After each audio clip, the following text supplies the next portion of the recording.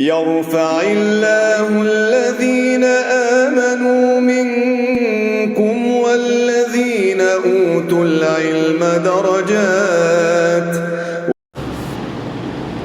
الحمد لله وحده نصر عبده وعز جنده وهزم الأحزاب وحده. أشهد أن لا إله إلا الله وحده لا شريك له وأشهد أن محمدا عبده ورسوله أرسل الله بحق بشيرا ونذيرا وداعيا إلى الله بإذنه سراجا منيرا. أما بعد،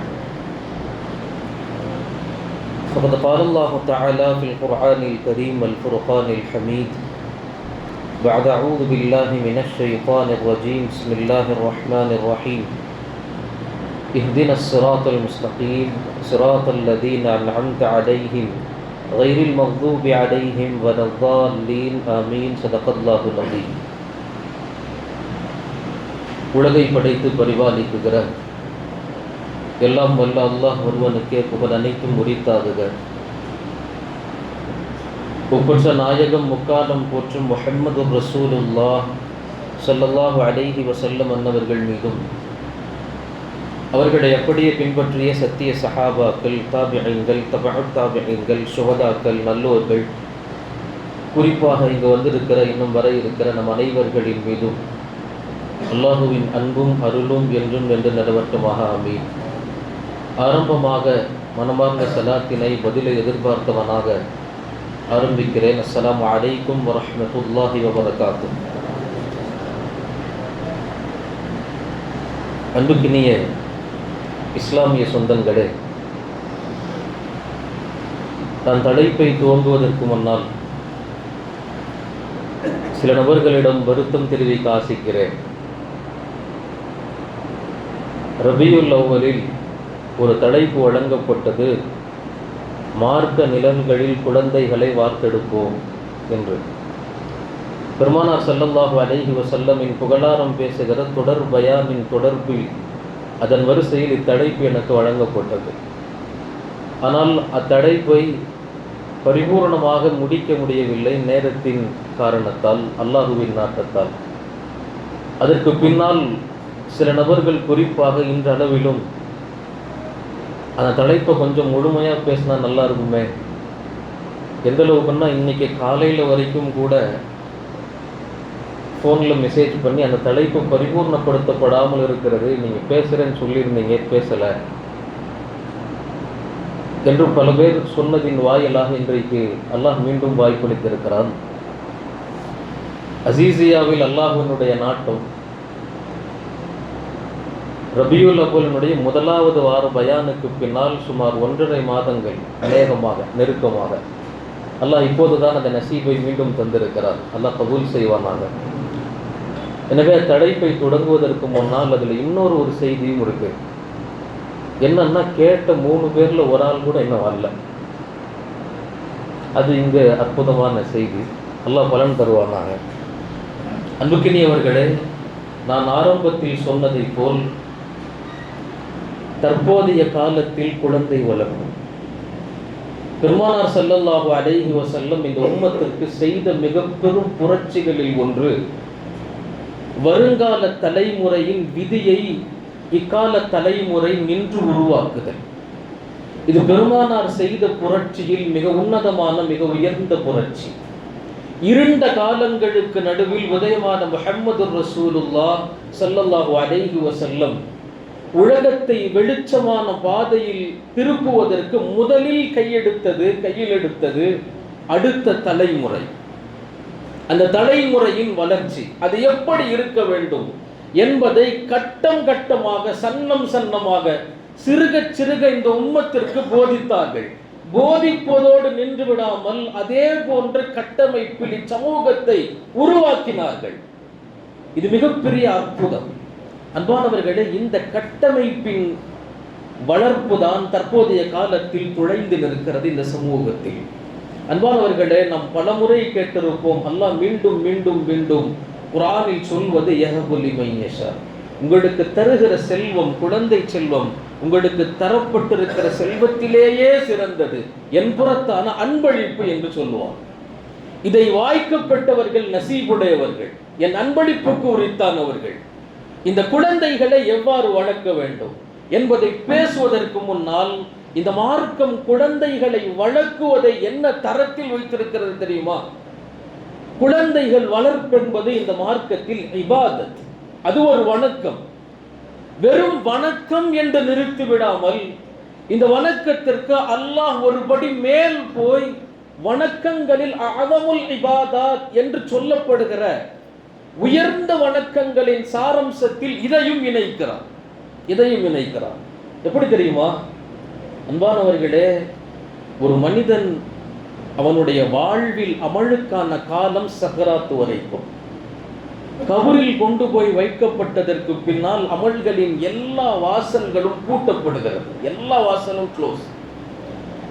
ஆனால் பெருமானார் ஸல்லல்லாஹு அலைஹி வஸல்லம் 7 கதவுகளை விதிவிலக்காக்குறார்கள். 7 கதவுகள் மண்ணில் மண்ணோடு மக்கி போனாலும் ஒரு மனிதனுக்கான அமல்களின் 7 வாசல்கள் கியாமத் வரைக்கும் அந்த 7 வாசல்கள் திறந்தே இருக்கும். என்ன 7? பெருமானார் ஸல்லல்லாஹு அலைஹி வஸல்லம் விளக்கி தருவார்கள். இன்ன மிம்மா யல்ஹகுல் முஃமினு மின் அமலிஹி வ ஹஸனாத்திஹி பஅத மௌத்தி. ஒருவன் மரணித்ததற்கு பின்னாலும் அல்லாஹ் அவன் செய்கிற அமல்களில் 7 அமல்களை செய்துவிட்டு மரணித்தால் அந்த 7 அமல்களின் வாசல் கியாமத் வரைக்கும் திறந்தே இருக்கும். அந்த அமல்களின் நன்மைகளை அவன் கபரில் சுவைத்துக் கொண்டே இருப்பான், இன்புற்றுக் கொண்டே இருப்பான். அந்த ஆன்மாவுக்கு மகிழ்ச்சி தான் என்று பெருமானார் விளக்குவார்கள். அப்படி விளக்குகிற முதல் வாசல் என்ன தெரியுமா? இல்முன் அல்லமஹு வ நஷரஹு.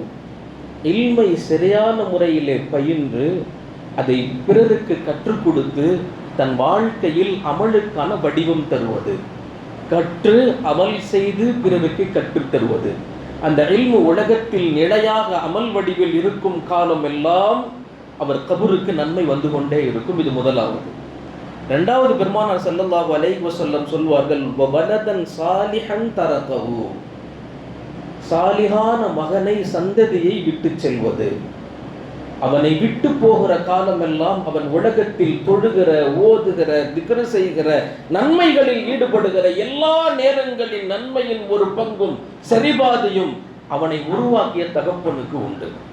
அவனை உருவாக்கிய என் அத்தா எனக்கு தொழுகை கற்றுக் கொடுத்தார், என் தகப்பன் எனக்கு அத்தஹியாத்து கற்றுக் கொடுத்தார், என் தகப்பன் எனக்கு தொழுகையில் என்னென்ன சூறாக்களை கற்றுக் கொடுத்தார், ஒழுவின் சுன்னாவை கற்றுக் கொடுத்தார், குளிப்பின் கடமைகளை கற்றுத்தந்தார் என்று ஒவ்வொன்றையும் ஒரு குழந்தை பேணி என் தந்தை சொன்னார், என்னை உருவாக்கினார் என்று செய்கிற அமல் அவன் நிற்கிற வரைக்கும் அவன் சஜிதாவில் உங்களுக்கும் பங்குண்டு, அவன் செய்கிற ஒழுவில் உங்களுக்கும் பங்குண்டு, அவன் திக்கி திணறி வரிவிட்டு ஓதுகிற குர்ஆனின் அமல்களில் உங்களுக்கும் பங்குண்டு.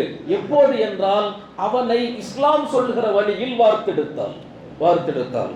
அன்புக்கினியவர்களே, பெருமானார் ஸல்லல்லாஹு அலைஹி வஸல்லம் சொல்கிற 7 கதவுகளில் 2வது வாசல் அமல் கடைசி வரைக்கும். ஒரு மண்ணோடு மனிதன் மக்கி போனாலும் அவனுக்கு அமல் வந்து சேருகிற மிக முக்கியமான ஒரு வாசல் உங்கள் குழந்தைகளை நல்லவர்களாக விட்டு செல்வது.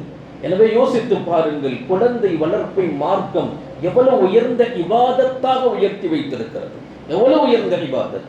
அன்பானவர்களே, இன்றைக்கு அந்த குழந்தை வளர்ப்பு என்பது எப்படி மாறிவிட்டதென்றால் ரொம்ப மோசமான நிலைமைக்கு போயிடுச்சு. Modern parenting. இன்னைக்கெல்லாம் வளர்ப்பில் புதுவிதம். எப்படி டெக்னாலஜி வளருதோ, காலம் மாறுகிறதோ, அதே போல் இன்றைக்கு பேரண்டிங், பிள்ளைகளை வளர்ப்பதில் புதுநவீன பெற்றோர்கள் என்று உருவாகிவிட்டார்கள். ஆனால் இப்படி குழந்தைகளை சாலிகானவர்களாக இக்காலத்தில் வளர்ப்பது சாதாரணமானதல்ல, சற்று சிரமம், சவாலானது. அதை ஒற்றுக்கொண்டாக வேண்டும். ஆனால் ஆரம்ப காலம் மாதிரி இந்த காலம் இல்லை. ஆரம்பத்தில் 6 புள்ள 7 புள்ள 10 புள்ள பெற்றவங்க எல்லாம் உண்டு. நைட்டில் கதவு பூட்டும் போது பேர் பெற்றவங்களுக்கு சில பேரோட பிள்ளைங்க பேர்லாம் டக்குன்னு வராது, தலைக்கணக்கு எண்ணுவாங்க. 1 2 3 10 உள்ள இருக்கா, 10 தலை, சரி எல்லாம் இருக்கு, கதவு மூடுத்துவங்க. இன்றைக்கு எப்படி இருந்தது என்றால், ஒரு ஸ்கூல் ஒரு வீட்டில் இருந்துச்சு, அவ்வளவு பிள்ளைகள் பரக்கத்தா விசாலமா. இன்னைக்கு ஒரு பிள்ளைய வளர்த்து படிக்க வச்சு அவனை உருவாக்கி இந்த சமூகத்தில் ஒரு ஆளாக நிறுத்துவது பெரும் சிரமம். ஏன் தெரியுமா? பேரண்டிங். இதற்கு காரணம் கால சூழ்நிலை அல்ல, கால சூழ்நிலைகளை தவறாக புரிந்து கொண்ட பெற்றோர்கள் உருவாகியது. குழந்தைகளை எவ்வாறு கையாள வேண்டும் என்கிற அடிப்படை தத்துவ கொள்கைகள் புரியாத பெற்றோர்கள் இன்றைக்கு உருவாகியதால் குழந்தைகளை சரிவர வளர்ப்பது இன்றைக்கு சிக்கலாகி நிற்கிறது. அன்பானவர்களை, குழந்தைகளை எப்படி வளர்க்கணும்? மார்க்கம் ஃபதாயில் சொல்வதோடு நிறுத்திக் கொள்ளாது. இதை செய்யுங்க, இது சிறப்பு என்று சிறப்புகள் சொல்வதோடு நிறுத்தாது. அதை எவ்வாறு செய்ய வேண்டும் என்கிற செயலாம்ச வழிகளையும் மார்க்கம் சொல்லும். அப்படி குழந்தைகளை வளர்க்க உளவியல் ரீதியாக மார்க்கம் பேசுகிறது. இன்னைக்கெல்லாம் உளவியல் சைக்காலஜின்னு சொன்னாதான் கேட்போம். இஸ்லாமாலஜின்னு சொன்ன கேட்கறது ரொம்ப கஷ்டம். அன்பானவர்களே, 1500 வருடங்களுக்கு முன்னாக முஹம்மது ஸல்லல்லாஹு அலைஹி வஸல்லம் விதைத்த சித்தாந்தம் இன்று வரைக்கும் பொருந்தும், இனியும் பொருந்தும். எந்த கொம்பனாலையும் அந்த மாதிரியான ஒரு தலைவராக அவர் உருவாக்கிய ஒரு உருவாக்கத்தை கொண்டு உருவாக்க சாத்தியமல்ல. ஏன் தெரியுமா? அவர் ரஹ்மத்துல் லில் ஆலமீன். அந்த ஒரு மனிதர் தான் முழு பிரபஞ்சத்திற்குமான ரஹ்மத். எனவே அந்த மனிதரின் வாழ்க்கையில் நிழலாய் நிற்கிற போது அந்த வாழ்க்கை ரஹ்மத்தாக மாறுகிறது. எனவே அன்பானவர்களே, முஹம்மது ஸல்லல்லாஹு அலைஹி வஸல்லம் குழந்தைகளை எவ்வாறு உருவாக்க வேண்டும், எவ்வாறு உருவாக்கினார்கள் என்று அவர்களுடைய வாழ்க்கையை அலசுகிற உலமாக்கள் குழந்தை உருவாக்கும் கட்டத்தை 3ஆக பிரிக்கிறார்கள். 3 கட்டங்கள் குழந்தை உருவாக்குகிற கட்டங்கள். எப்படி குழந்தை உருவாக்கணும்? 3 கட்டம். முதலாவது கட்டம் என்ன தெரியுமா? ஒரு பெற்றோருக்கு குழந்தையின் கடமை துவங்குகிற இடம் நிக்காவுக்கு முன்னாடி. கல்யாணமாகி குழந்தை பிறந்ததுக்கு பின்னாடி இல்லை, நிக்காவுக்கு முன்னால் இருந்து. அல்லாமா இஸ்மத்துத்தீன் நஜ்முத்தீன், உங்களுக்கு தெரிஞ்சிருக்கும், உலக வரலாற்று இன்றளவிலும் வியக்கத்தக்க போர் சிலுவை போர். 100 ஆண்டுகளுக்கு மேல் நடந்த போர். அந்த 100 ஆண்டுகளின் வெற்றி கனியை பறித்த ஒரே ஒரு நபர் 19 வயது நிரம்பிய இஸ்மத்துத்தீன் நஜ்முத்தீனுக்கு பிறந்த சலாஹுத்தீன். அன்பானவர்களே, 2 பேரும் இஸ்மத்துத்தீன் நஜ்முத்தீன் வயதுக்கு வந்ததிலிருந்து அவர்கள் கண்டு வருகிற சிலுவை போர் பைத்துல் மக்திஸிற்காக வேண்டிய அன்றும் அதேதான் இன்றும். அன்பானவர்களே, அவங்களுடைய பெரிய துவா என்ன தெரியுமா? அவங்க அம்மா கையேந்தி அல்லாட்ட துவா செய்றாங்க. அல்லாஹ், என் வயிற்றுல இப்படி ஒரு கரு சுமக்கணும், அந்த கரு வெளியே வரணும். அவன் பாலிகானவுடன் இந்த மார்க்கத்திற்காக போராடி உன் இல்லமான பைத்துல் மக்திஸை வெற்றி நாயகனாக வெற்றி சூடி வாகை சூடி வரணும். அப்படிப்பட்ட சந்ததி எனக்கு வேண்டும். அப்படி உருவாக்குகிற கணவனை எனக்கு கொடு. இந்த பக்கம் நஜ்முத்தீன், அல்லாஹ் எனக்கும் இந்த மாதிரி ஒரு சந்ததி வேணும், பைத்துல் மக்திஸை வெற்றி பெறுகிற அப்படிப்பட்ட சந்ததி வேண்டும். அந்த சந்ததியை உருவாக்குகிற சுமக்குகிற கருவறை கொண்ட பெண்ணை எனக்கு கொடு. 2 பேருடைய அவாவின் துவாவால் கட்டமைக்கப்பட்ட குடும்பம். அவருக்கு பிறந்தவர் சலாஹுத்தீன் அய்யூபி. 100 வருட போரை 19 வயது சிறுவன் முடித்து வைக்கலாம். 100 வருடத்தின் போரை. அன்பானவர்களே, இதுதான் வாழ்க்கையின் சாரம்சம். இஸ்லாம் உணர்த்துகிறது, நீங்கள் முதலில் தேர்ந்தெடுக்க வேண்டியது என்ன தெரியுமா? மார்க்கத்தை அளவுகோலாக வையுங்கள். அந்த மார்க்கம் அளவுகோலாக இருந்தால் வாழ்க்கையும் வீடும் சம்பாத்தியமும் எவ்வளவு சுருக்கமாக இருந்தாலும் அது ரம்மியமாக இருக்கும், அது இன்பமாக இருக்கும். ஆனால் உலகத்தை அளவுகோலாக வைத்து வீடை, வாசலை, பொருளாதாரத்தை, வாங்குகிற சம்பளத்தின் டிஜிட்டுகளை தனக்கு வைத்தால் வாழ்க்கை ஒரு கட்டத்தில் கசந்து போய்விடும், அது நிலைக்காது. எந்த மனிதன் மார்க்கத்தை முன்வைக்கிறானோ வாழ்க்கை முழுக்க, அன்பானவர்களே, அவன் வாழ்க்கைக்காக இன்பத்தை அஸ்திவாரம் போட்டு விட்டான் என்று பொருள். அன்புக்கினியவர்களே, எனவே முதலாவது ஒரு கடமை எங்க தெரியுமா ஆரம்பிக்கிறது? நல்ல மனைவியை, நல்ல கணவனை தீனுடையவனாக தேர்ந்தெடுப்பது இது முதல் தகுதி. 2வது கட்டம் என்ன தெரியுமா? 2வது கட்டம் ஒரு பெற்றோருக்கான கடமை, குழந்தை கரு தெரித்ததிலிருந்து அவன் பிறக்கும் வரைக்கும். இது 2வது கட்டம். இதை மட்டுமே நம்ம தனி பயானா பேசியிருக்கிறோம். முதல் மாசம் ஒரு குழந்தைக்கு என்ன, 2வது மாசம் கருவில் இருக்கிற போது, 3வது மாசம், 4வது மாசம், 7, 8வது மாசங்கள் செய்ய வேண்டிய அமல்கள் என்னன்னு தனி பயான் இருக்கிறது. அன்பானவர்களே, நான் சொல்லி வருகிறேன், அந்த குழந்தை தெரித்து பிறக்குகிற போது பெற்றோருக்கான கடமையில் மிக முக்கியமானது குழந்தை பிறந்த உடனே முதல்ல என்ன தெரியுமா செய்யணும்? ஒரு தகப்பனாக குழந்தையின் கடமை வாஜிப் என்று கிதாபில் எழுதுறாங்க. என்னன்னா, அந்த குழந்தைக்கு முதல்ல நீங்க வாங்கு சொல்லணும். உலகத்தில் உதித்தவுடன் அவன் கேட்கிற முதல் சொல் அல்லாஹுவாக இருக்க வேண்டும். அல்லாமா இப்னு கையும் ரஹிமஹுல்லாஹ் எந்த குழந்தை உலகத்துல பிறந்த உடனே அல்லாஹ் அக்பர் என்ற பாங்கு சப்தத்தை கேட்கிறதோ அதற்கு 21 நசீபுகளை, சிறப்பம்சங்களை அல்லாஹ் உலகத்துல தருவான்னு எழுதுறாங்க. அதுல ஒண்ணு என்ன தெரியுமா? 21வது சிறப்பு, அவன் மௌத்தாகிற போது அல்லாஹ் அவனுடைய நாவில் கலிமாவை லேசாக்குவான். யாராலன்னா, பிறந்த உடனே கை தூக்கி கரம் வேண்டி காதுல போய் அந்த தந்தை அல்லாஹு அக்பர்னு சொன்னார் இல்ல, அந்த அல்லாஹு அக்பரின் பல நாள் அல்லாஹ் அந்த குழந்தையினுடைய கடைசியில் கலிமாவை லேசாக்குகிறார் என்று எழுதியிருக்கிறார்கள். அன்பானவர்களே, முதல் கடமை குழந்தை பிறந்த உடனேயே வாங்கு சொல்றது. என்னமாவது செஞ்சு எப்படியாவது கையில வாங்கி முதல்ல சத்தமிட்டு குழந்தையின் வலது காதில் வாங்கும், இடது காதில் ஏத்தாமத்தும். அதற்கு பின்னாடி தான் மற்ற விஷயம் எல்லாம். சந்தோஷப்படுறது, குதூகலப்படுறது, ஆனந்தப்படுறது, அழைப்பு சொல்றது, மற்றவங்களுக்கு செய்தி பரப்புறது, வாட்ஸ்அப்ல போடுறது, ஸ்டேட்டஸ்ல வைக்கிறது, எல்லாம் அடுத்து முதலில் உங்கள் குழந்தையின் கடமை. தகப்பனாக நீங்கள் உருவெடுத்து விட்டீர் என்றால் நீங்கள் அடுத்த தலைமுறைக்கான தலைவன். உங்கள் மகன் அடுத்த தலைமுறைக்கான தலைவனாக உருவாக வேண்டும் என்றால் அவனுக்கான வாழ்வியல் வழிகாட்டி நீங்கள். முதலில் உங்கள் கடமை அல்லாஹுவை அவன் மனதில் விதைப்பது. இது முதலாவது. இரண்டாவது என்ன தெரியுமா? 7வது நாள் மொட்டை அடிக்கிறது. அமீது அன்முகுல் அதா, அவனை விட்டு நோவினையை நீக்குங்கள். இது 2வது கடமை.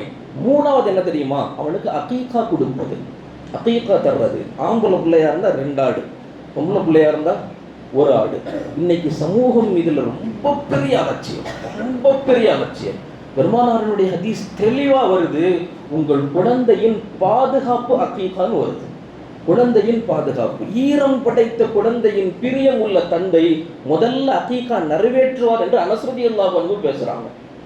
ஈரம் படித்த தந்தை தான் குழந்தைக்கு மிக முக்கியமாக செய்ய வேண்டிய கடமை என்ன செய்வார்னா அகீகா நிறைவேற்றுவார். ஆனால் இன்றைக்கு பல தகப்பன்கள் நிறைவேற்றுவதே கிடையாது. மார்க்க அகீகால எவ்வளவு சடுகு தருது தெரியுமா? 2 ஆடுகள் ஒரு ஆண் பிள்ளைக்கு தரணும். ஹஸ்ரத், எனக்கு வசதி இல்லை.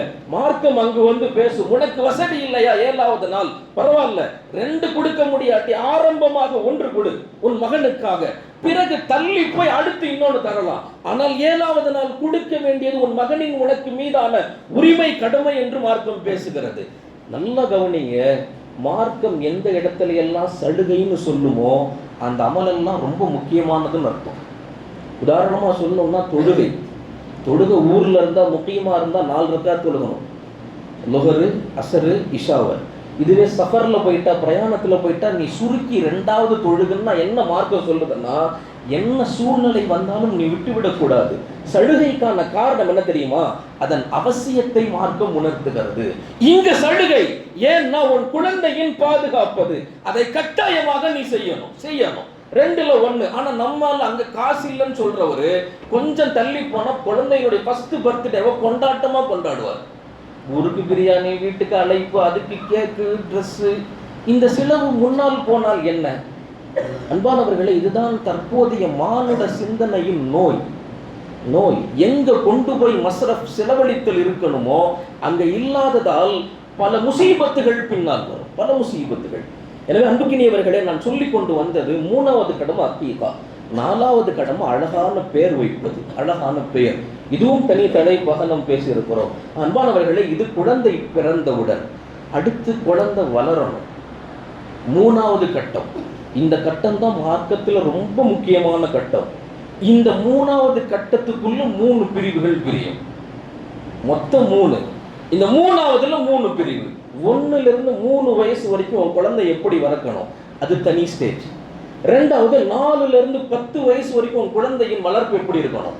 அடுத்து 11ல இருந்து 15 வயசு வரைக்கும் மார்க்கத்தின் பார்வையில் ஒரு மனிதனுக்கான மேஜர் அப்படின்ற தகுதி 15 வயசு. 15 வயசு வந்துட்டு அவங்க புள்ள மேஜர். இன்னைக்கு மேஜர் நம்ம 18 வயசு சொல்றோம்ல, மார்க்கத்தின்ல 15 வயசு வந்துட்டா, பாலியதாயிட்டா, முடிஞ்சு போச்சு, அவன் மேஜர். இந்த 15 ஆண்டு காலம் தான் ஒரு குழந்தையின் வாழ்க்கையில் மிக முக்கியமான, கவனித்து கையாள வேண்டிய காலங்கள்.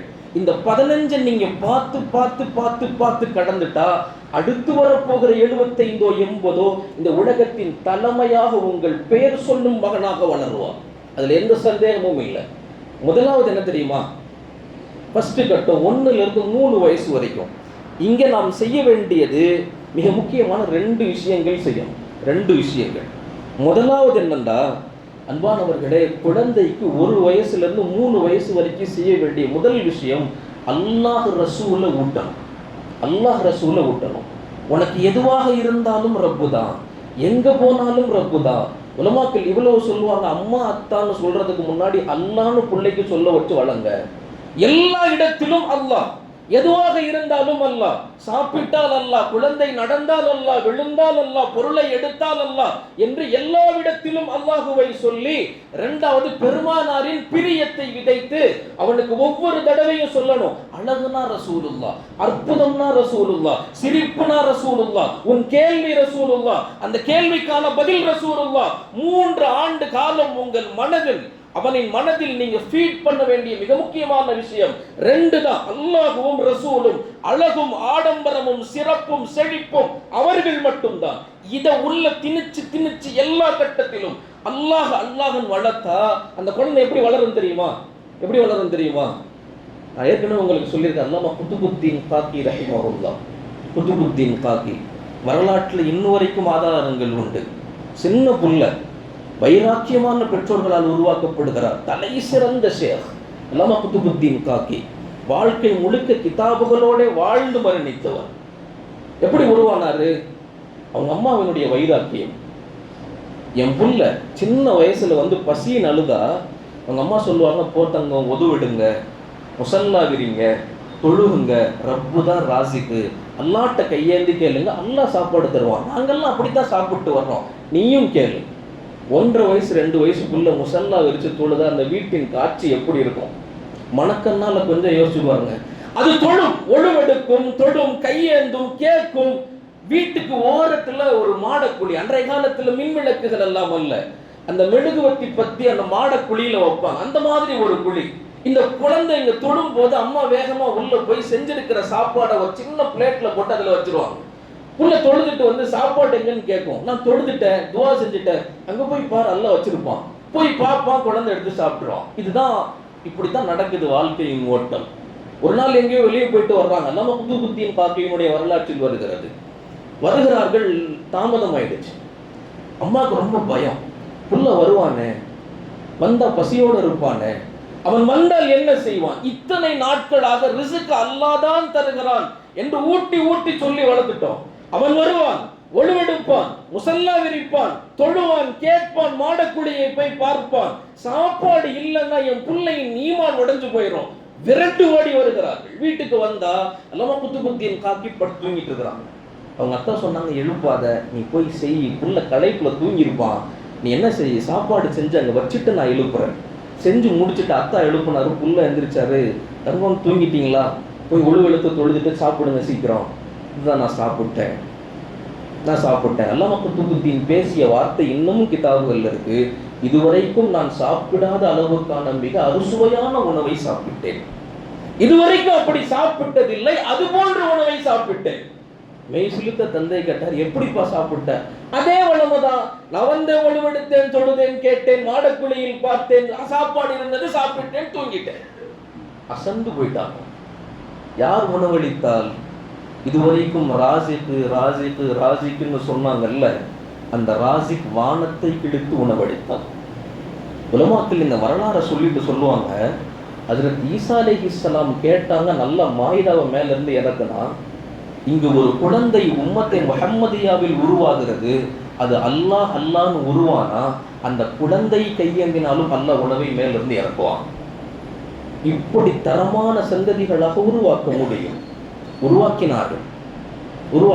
இது யாருடைய குறை? யோசியுங்கள்.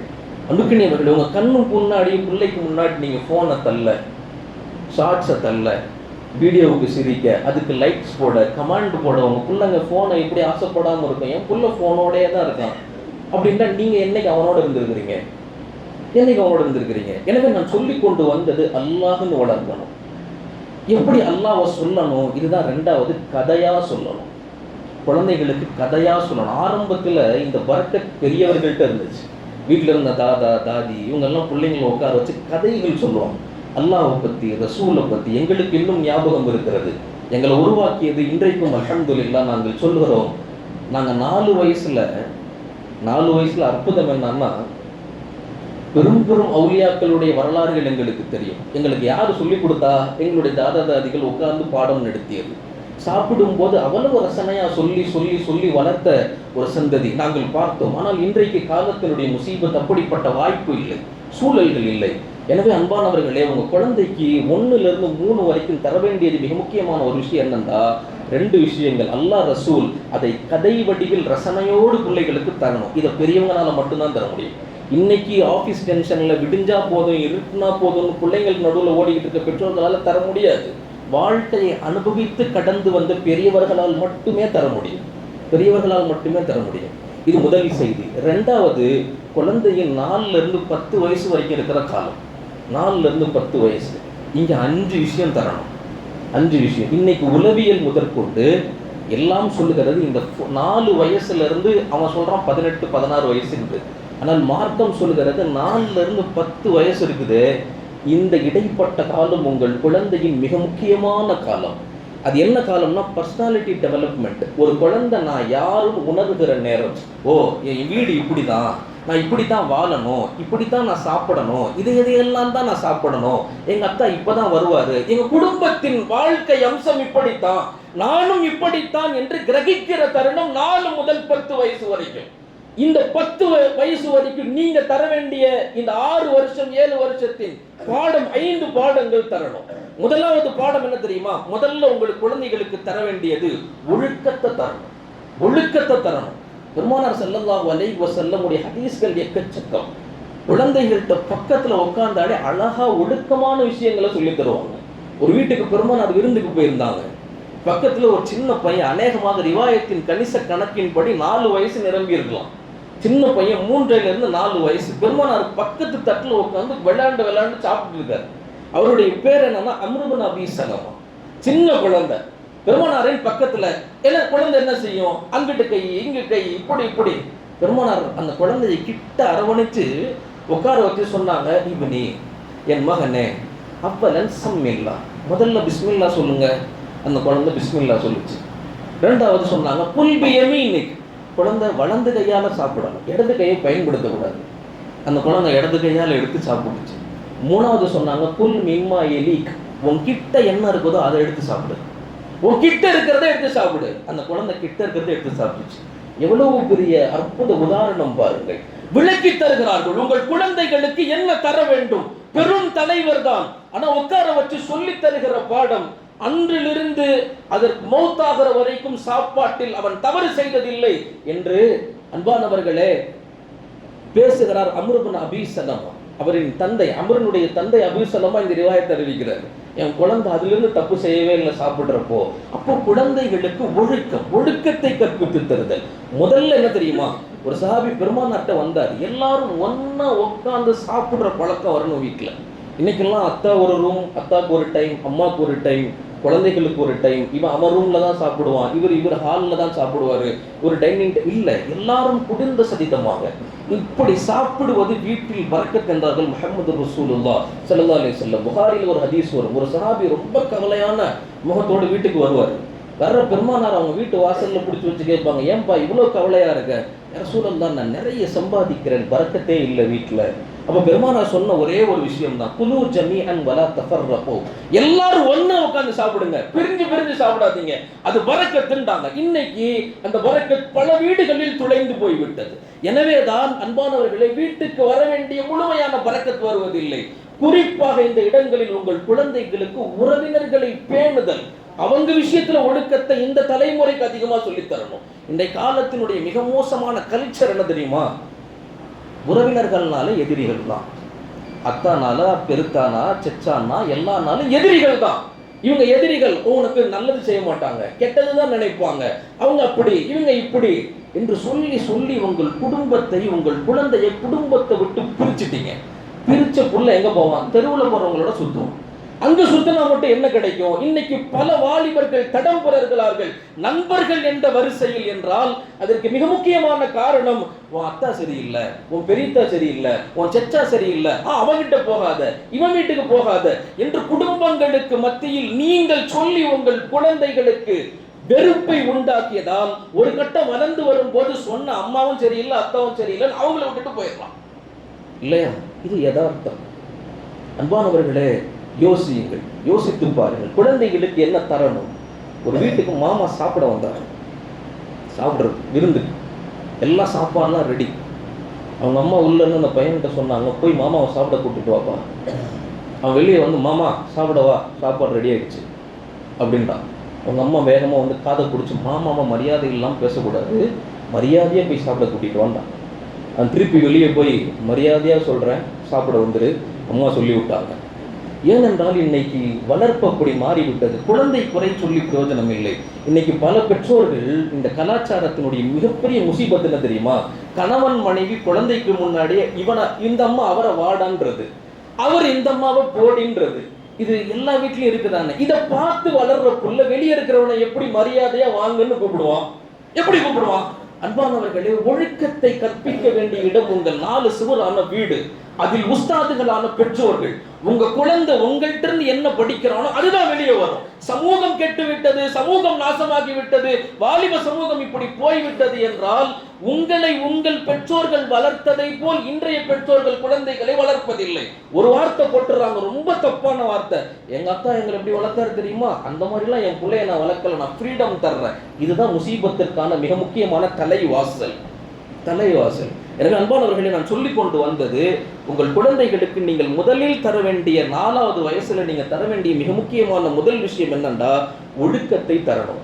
2வது, பெரியவர்களுக்கு பணிவிடையை சொல்லி தரணும். நபி ஸல்லல்லாஹு அலைஹி வஸல்லம் மதீனாவுக்கு வந்தபோது உம்மு ஸலமா ரலியல்லாஹு அன்ஹா, அனஸ் சின்ன பிள்ளை, கூட்டிட்டு வந்து பெருமானார்ட்ட விட்டாங்க. ரசூலல்லாஹ், எல்லோரும் அன்பளிப்பு தருகிறார்கள், உங்களுக்கென்று எனக்கு தர எதுவும் இல்லை, என் மகனை வச்சுக்கங்க உன் பணிவிடைக்கு, உங்களோட பணிவிடைக்கு அவன் இருக்கட்டும். அதற்கு அனஸ் அறிவிப்பார்கள், 10 வருஷம் பெருமானாரனுடைய பணிவிடையில் அவங்க எழும்போதும் விழும்போதும் கூட இருக்கிற போதும் எல்லா இடத்திலும் கூட நின்ற அந்த பணிவிடையின் பரக்கத்து என்ன தெரியுமா? நீண்ட காலம் நோய் நொடி இல்லாமல் வாழ்ந்தேன், பெரும் செல்வந்தனாக வாழ்ந்தேன், பெரும் பெரும் குழந்தைகளை பெற்று வரலாற்றில் போற்றத்தக்க அனஸாக வாழ்ந்தேன் என்று அனஸ் ரலியல்லாஹு அன்ஹு பெருமானாரின் ஹிதுமத்தால் எனக்கு கிடைத்தவை என்று நீண்ட பட்டியல் போடுவார்கள். அன்பானவர்களே, பெரியவர்களின் பணிவிடை, போய் செய், குனி, நிமிரு, வள, பிள்ளைகளுக்கு சொல்லிக் கொடுக்க வேண்டும். தாதாவுக்கு நீ தான் சாப்பாடு தரணும், நீ தான் மாத்திரை எடுத்து தரணும், நீ தான் சாப்பாடு கொண்டு போய் கொடுக்கணும், கால் வலிச்சா நீ தான் அமுத்தணும், தடுக்கி விழுந்தா நீ தான் கையை பிடிச்சு தூக்கணும் என்று சொன்னால் நீங்கள் தடுக்குகிற போது ஆட்டோமேட்டிக்கா அவன் வந்து நிற்பான். அன்பானவர்களே, எனவே குழந்தைகளுக்கு தர வேண்டிய மிக முக்கியமான 2வது பெரியவர்களின் பணிவிடை. 3வது நல்ல குணம். இந்த குணத்தை எப்படி தெரியுமா தரணுமா? இந்த 4ல இருந்து 10 வயசு வரைக்கும் அழகழகான உதாரணங்கள் சொல்லி தரணுமா? அதட்டக்கூடாது. எப்படி செய், இப்படி செய், நான் புள்ள செய்யவே மாட்டான், விரோதியா தான் பார்ப்போம். எப்படி அவனுக்கு ஃபீட் பண்ணணும்னா அழகழகான உதாரணங்கள் சொல்லி கொடுக்கணுமா? அழகழகான உதாரணங்கள். ஒரு சின்ன உதாரணம் சொல்றேன், நான் அங்கேயும் சொன்ன அந்த உதாரணம்.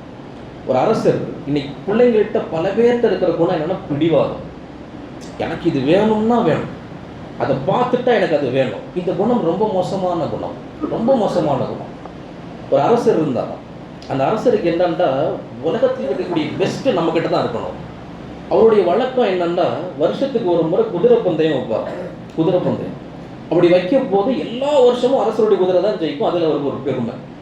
அந்த வருஷம் மட்டும் திடீர்னு வேறொரு குதிரை ஜெயிக்குது. அந்த குதிரை ஆலிமுடைய குதிரை. அரசருக்கு பெரிய கோபம். ஒன்று அந்த குதிரையை கொல்லணும், இல்லை அதை என் வசம் கொண்டு வந்து என் குதிரையாக ஆக்கணும். ஆலிம்கிட்ட கேட்டார். அவர் சொன்னார், ஆலிம் சார், அரசரே, இந்த குதிரை உங்கள் மாதிரியான குதிரை இல்லை, இது கொல்லையும் புல்லையும் சாப்பிட்டு வளர்ற குதிரை இல்லை. எனக்கு கிடைக்கிற நேரத்தில் உணவு தருவேன், நான் திக்ரு செய்யும் போதெல்லாம் என்னுடன் அமர்ந்து திக்ரு செய்து பழக்கப்பட்ட குதிரை அது. உங்கள் அரண்மனைக்கு இந்த குதிரை செட் ஆகாதுன்றார். எனக்கு வேணும், இல்லாட்டி கொல்லணும். சரி, ஏன் கொல்லணும், வச்சுக்கங்கன்னு கொடுத்துட்டார். குதிரையை வாங்கி உட்காந்துட்டு மேலே உட்காந்து கடிவாளத்தை இழுத்தாரு. குதிரை போக மாட்டேங்குது. என்னென்னமோ செஞ்சுட்டாரு. வாழை முறுக்குனாரு, குச்சியில் அடிச்சாரு, நம்பினாரு, குதிரை போகலை. திருப்பி அந்தால பிடிச்சிட்டுவாங்க. ஏன்னா குதிரை போக மாட்டேங்குது. நான் தான் சொன்னேன்ல, இது தஸ்பீஹோடு வளர்ந்த குதிரை. நீங்கள் அல்லாஹ் அக்பர்னு சொன்னாதான் குதிரை போகும். நீங்கள் அல்ஹம்துலில்லான்னு சொன்னால் குதிரை போகும், அல்லாஹ் அக்பர்னா குதிரை நின்றோம் அப்படின்றார். சரி, அரசர் அல்லாஹ் அக்பர்ன்னு இருக்கார், அல்ஹம்துலில்லா சொன்னோடனே குதிரை ஓடிடும். அரசருக்கு ரொம்ப சந்தோஷம். குதிரை ஓடுது, ஊரை கடந்தாரு, நாட்டை கடந்தாரு, மலை மேலே ஏறினாரு, குதிரை ஓடிக்கிட்டே இருக்கு. ஓ, இவ்வளோதான் சாதாரண விஷயம். அல்ஹம்துலில்லாஹ்னா குதிரை ஓடுது, சந்தோஷமா ஓடிக்கிட்டே வந்தார். திடீர்னு மலையில ஒரு பள்ளத்தாக்கு, குதிரையை நிறுத்தம். என்னென்னமோ செஞ்சாரு, குதிரை நிக்கல. ஆலிம் சார் ஏதோ சொல்லி கொடுத்தாரு, என்னமோ ஒரு வார்த்தை சொன்னாதானே குதிரை நிற்கும். அல்லாஹ் அக்பர் டக்குன்னு வரல, விளிம்புக்கு போயிடுச்சு குதிரை. பயத்துல டக்குன்னு அல்லாஹ் போட்டு அல்லாஹ் அக்பர் குதிரை அப்படியே வந்து நின்றுச்சு. சரி, இவ்வளவு பெரிய தப்பு பண்ணிட்டேனே, அல்லாஹ் என்னை பாதுகாக்கணும், என் உயிரை காப்பாத்திட்டானே, அல்ஹம்துலில்லாஹ்ன்ட்டார். குதிரை என்ன செய்யும்? அப்போ குழந்தைகளுக்கு இது போன்று மற்றவர்களின் பொருளில் ஆசைப்படுதல் தவறு. இது இந்த மாதிரி நடையில கொஞ்சம் என்னென்னத்துக்கோ சிந்திக்கிறோமே, எதுக்கோ திட்டங்கள் போடுறோமே. உங்க குழந்தைகளுக்கு ஒழுக்கங்களை எப்படி சொல்லித்தரதுன்னு உட்கார்ந்து யோசிச்சா நிறைய வழிகள் கிடைக்கும். அந்த வழிகளால் உங்களுடைய சந்ததி தலை சிறந்த சந்ததிகளாக உருவாகும். எனவே நான் சொல்லிக் கொண்டு வந்த 3வது செய்தி, நல்ல குணங்களை கதை வடிவில் உதாரணங்களோடு போதித்தல். 4வது என்ன தெரியுமா? பிள்ளைங்களோடு விளையாடணும். பெருமானார் ஸல்லல்லாஹு அலைஹி வஸல்லம் ஹசன் ஹுசைனை முதுகுல வச்சுக்கிட்டு 63 வயசு விளையாடுறாங்க. கடைசி தன்னுடைய மௌத்தினுடைய கடைசி ஆண்டதுன்னு பதிவு செய்யறாங்க. தான் முதுகுல உட்கார வச்சுட்டு உள்ள விளையாடுறாரு. உலகத்தின் சர்தார் முஹம்மது ரசூலுல்லாஹ் ஸல்லல்லாஹு அலைஹி வஸல்லம் போகிற போது குதிரை மேல உட்கார்ந்து பேரர்களுக்கு ரொம்ப சந்தோஷம், விளையாடிக்கிட்டே வர்றாங்க. பெருமானார் சொல்றாங்க, ஏய் நிஅமல் மத்தியத்துக்குமா, பேரர்களே உங்க வாகனம் எப்படிப்பட்டது தெரியுமா? உலகத்திலேயே சூப்பர் வாகனம் உங்களது தான், என்ஜாய் பண்ணுங்க, இஸ்தம்த விளையாடுங்க, என்ஜாய் பண்ணுங்க. யாரு? உலகத்தின் தலைவர் தம் பேரன்களை முதுகுல உட்கார வச்சுக்கிட்டு. இன்னைக்கு நம்முடைய தாதாக்கள் நடக்கிறதே சிரமமாக போயிடுச்சு. அல்லாஹ் உங்களுக்கு ஆஃபியத்தை கொடுக்கணும். அன்பானவர்களே, நடக்கிறார்கள். யார் என்றால் உலகத்தின் நாயகம் முஹம்மது ரசூலுல்லாஹ் ஸல்லல்லாஹு அலைஹி வஸல்லம்.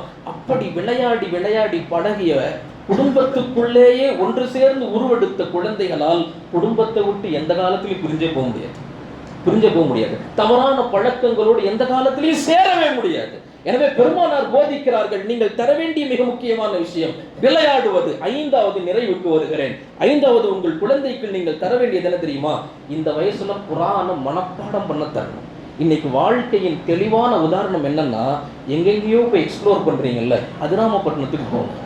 இன்னைக்கு அந்த ஊர் சேர்ந்து ஒரு முடிவு எடுத்திருக்கிறான். தன் குழந்தைகள் 1வது படிச்சுட்டாங்கன்னா 6வது 7வது படிக்கிறதுக்குள்ள எல்லாரும் ஹாஃபிஸ்களாக மாறணும். அந்த பிஞ்சு குழந்தைக்கு ஒரு நாளைக்கு 1 மணி நேரம் தான் குர்ஆன்.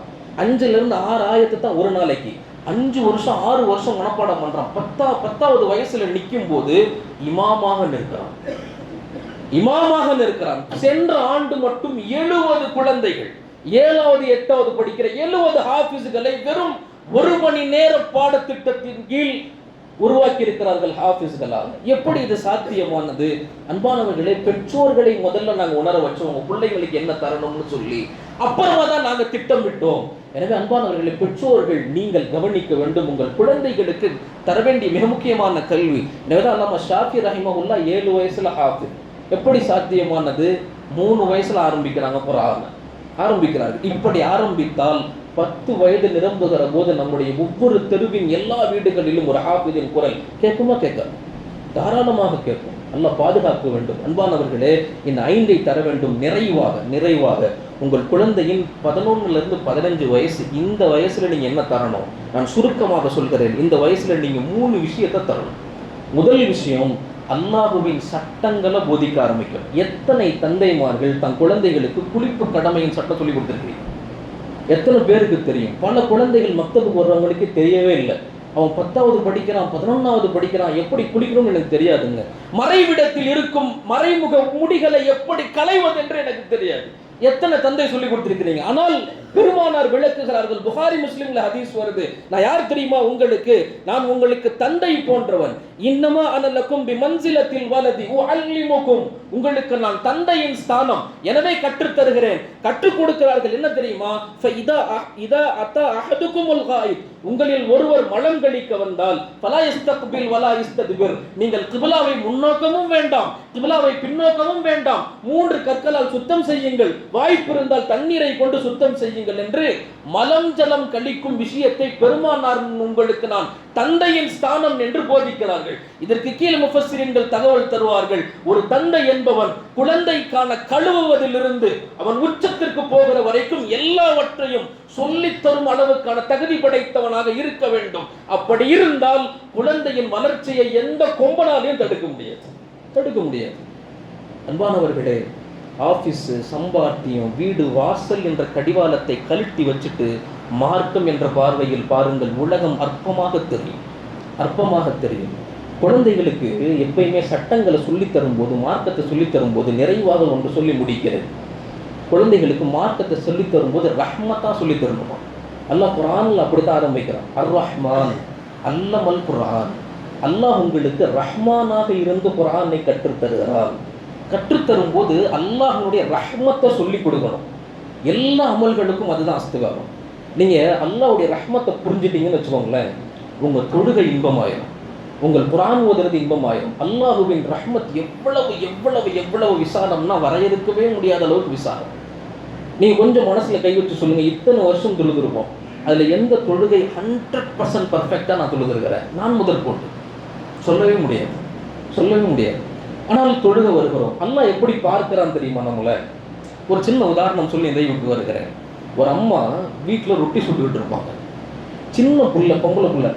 அதை பார்த்தா நம்ம வீட்டுகள் எல்லா வீட்லையும் இருக்கிற இயல்பு என்ன செய்யும்? அம்மா ரொட்டி பேலிச்சு அந்த மாவை எடுத்து அடுப்பில் சுட்டு வைக்கிறத பார்த்துட்டு அம்மா எனக்கும் வேணும்னு கேட்போம். அதே மாதிரி ஒரு குழந்தை வந்து கேட்டுச்சா எனக்கும் வேணும். அவங்க அம்மா என்ன செய்வாங்க, அந்த மாவிலிருந்து ஒரு பகுதி சின்ன ஒரு உருண்டையை பிடிச்சி கையில் கொடுத்தாங்க. அந்த குழந்தைக்கு என்ன தெரியும்? விளையாடிட்டு வந்தது, கை சுத்தமா இடம் சுத்தமா எதுவும் தெரியாது. கீழே போட்டுச்சு, அமுக்குச்சு, செவுத்துல அடிச்சிச்சு, கையில நசுக்குச்சு, ஒரு வட்ட வடிவு சின்னதா வந்துருச்சு. அம்மா வந்துருச்சு, எனக்கு சுட்டு கொடுங்க. அவங்க அம்மா அதில் வச்சு அதே அந்த கல், ரொட்டி சுடுகிற கல் ஒரு ஓரமாக வச்சு அந்த ரொட்டியை சுட்டு எடுத்து கொடுத்தாங்க ஒரு பிளேட்டில். அந்த குழந்தைக்கு ரொம்ப சந்தோஷம். அதை வாங்கிட்டு வெளியே ஓடி வந்து அத்தா பேப்பர் பிடிச்சிட்டு இருந்தார். வெளியே வந்து அத்தா நான் சுட்ட ரொட்டி பாருங்க. அதை சாப்பிட முடியாது, அது ரொட்டிங்கிற அந்த வரையறைக்குள்ள கன்சிடர் கூட பண்ண முடியாது. ஆனால் அந்த தகப்பன் அதை பார்த்தா என்ன செய்வார்? பேப்பரை மடிச்சு கீழே வச்சுட்டு, தங்கம் நீங்க சுட்ட ரொட்டியா இது? இவ்வளவு அழகா இருக்கு, இந்த மாதிரி ரொட்டி நான் சாப்பிட்டதே இல்லையே, இதை நான் ருசிச்சதே இல்லையே அப்படின்னு அந்த ரொட்டியை வாங்கி ஓரம் வச்சுட்டு அந்த குழந்தைய அப்படியே அன்பால் அரவணைச்சு கட்டி பிடிப்பார். இல்லை, இதுதான் ரொப்பு. நம்ம தொடுகை பைசாவுக்கு பிரயோஜனம் இல்லை.